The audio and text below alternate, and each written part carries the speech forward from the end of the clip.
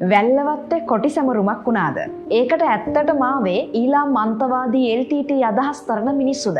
එහෙම නෙමෙයි නම් ඒකට ආවේ කවුද? මෙහෙම සැමරුමක් තිබ්බනම් ඒක පිළිබඳව ආණ්ඩුව දැනුවත්ද? වැල්ලවත්ත පොලිසියත් මෙහෙම දෙයක් ගැන දැනගෙන හිටියනම් ඇයි නිකම් බලාගෙන හිටියේ? එහෙනම් මේක කාගේ උපදෙස් ඇතුව සංවිධානය කරපු දෙයක්ද?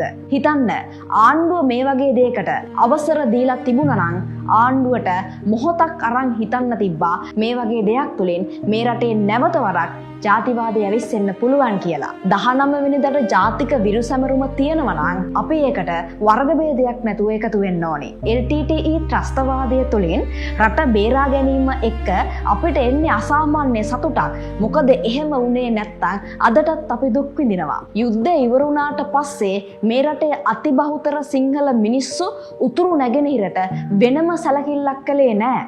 අපි අපේ රටේ හැම පැත්තක්ම උතුර හිටිය සිවලිංගම්ලට වගේම තංගච්චිලාටත් විවෘත කරා. නිදහස් අධ්‍යාපනය දුන්නා. සෞඛ්‍ය පහසුකම් ටික, ප්‍රවාහන සේවා ටික අඩුවක් නැතුව දුන්නා.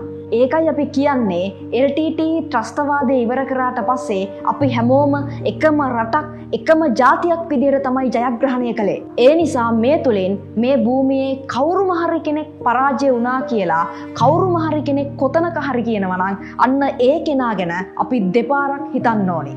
අපේ සිංහල දරුවන්ට යාපනයේ විශ්වවිද්‍යාලයට ගිහින් නිදහසේ ඉගෙන ගන්න වාතාවරණය තියෙනවා වගේම දෙමළ දරුවන්ටත් අද මේ රටේ ඕනම තැනක නිදහසේ ඉන්න පුළුවන්. අපේ මිනිස්සු ගාව අන්තවාදී අදහස් නැහැ. හැබැයි එහෙම වුණත් යම්කිසි බලවේග සිංහල බෞද්ධ ප්‍රජාව මුල් කරගෙන නැවත වරක් ජාතිවාදී ආකල්ප සෙසු ප්‍රජාව මුල් කරගනිමින් ව්‍යාප්ත කරන්න උත්සාහ දරමින් ඉන්නවා. අන්න ඒ දේවල් තමයි මෙන්න මේ වගේ වැඩවලින් පේන්න තියෙන්නේ. මේ රටට අධිකරණයක් තියෙනවා. ඒ අධිකරණයට උත්තරීතර බලයක් තියෙනවා. වාරණ බලයක් තියෙනවා. නියාමන බලයක් තියෙනවා. ඒ නිසා වහාම ක්‍රියාත්මක වෙන්න. එකම රටකට කවුරු හරි කෙනෙක් කොඩි දෙකක් ගේන්න හදනවා නම් වැඩේ කැතයි. මිනිස්සු කුලප්පු වෙනකල් බලාගෙන ඉන්න එපා. වහාම මේ සිදුවීම නිවැරදි කරන්න.